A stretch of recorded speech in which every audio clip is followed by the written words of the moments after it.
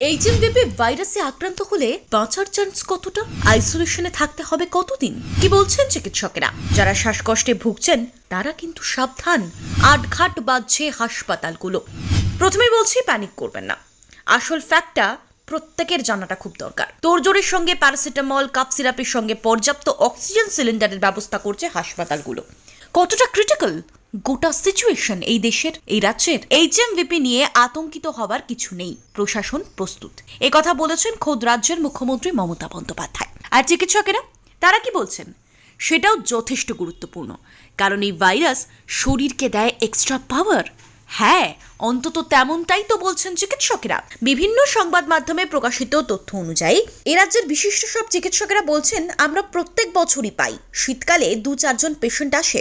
অত্যন্ত সাধারণ ভাইরাস, এটাতে কোনো অসুবিধা নেই। বাচ্চা বয়স্কদের হয়।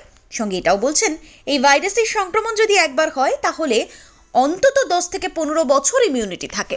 মৃত্যুর আশঙ্কাও থাকে না এই ভাইরাসের সংক্রমণে। তাহলে তো চিন্তার কিছু নেই। সেটাই ভাবছেন তো? ভুল। সতর্ক থাকুন, আগে থেকে কিছু প্রিকশন নিন। মনে রাখবেন, করোনা এবং এইচএমভিপি দুটোই শ্বাসনালী ও শ্বাসযন্ত্রকে আক্রমণ করে। দুটোই ছোঁয়াচে। সংক্রমিত ব্যক্তির থেকে রোগ দ্রুত ছড়ায়।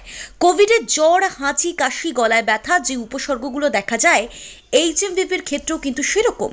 বিশেষ করে যাদের রোগ প্রতিরোধ ক্ষমতা দুর্বল, সেই সমস্ত মানুষ কিংবা বয়স্ক বা বাচ্চাদের ক্ষেত্রে সাবধানতা বিশেষভাবে অবলম্বন করতেই হবে।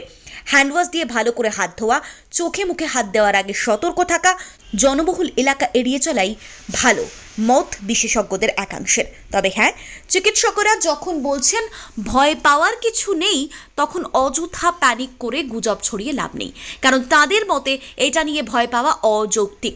প্রত্যেক বছরের মতো এবছরও ভাইরাসের সংক্রমণ দেখা যাচ্ছে। শীতকালে এই ভাইরাসের প্রকোপ বেশি দেখা যায়। বিগত কয়েক মাসে এই ভাইরাসে আক্রান্ত হয়ে একাধিক রোগী এসেছেন। এই সময়, এই সিজনে এটা স্বাভাবিক বলছেন তারা। ফলে এখনো পর্যন্ত রাজ্যে আইসোলেশন, লকডাউন এসবের কোনো উচ্চবাচ্য নেই।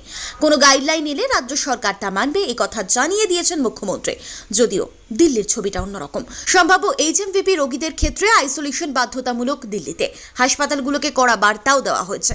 এমনকি শ্বাসকষ্টের সমস্যা হলে মূলত যে ওষুধ দেওয়া প্রয়োজন হয় তার স্টক বাড়ানোর পরামর্শ দেওয়া হয়েছে হাসপাতালগুলোকে। এছাড়াও প্যারাসিটামল, কাপ সিরাপের সঙ্গে পর্যাপ্ত অক্সিজেন সিলিন্ডারের ব্যবস্থা রাখতেও নির্দেশ দেওয়া হয়েছে দিল্লিতে।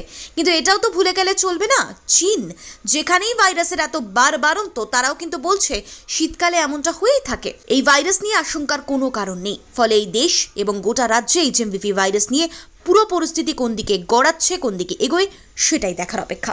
Bureau report.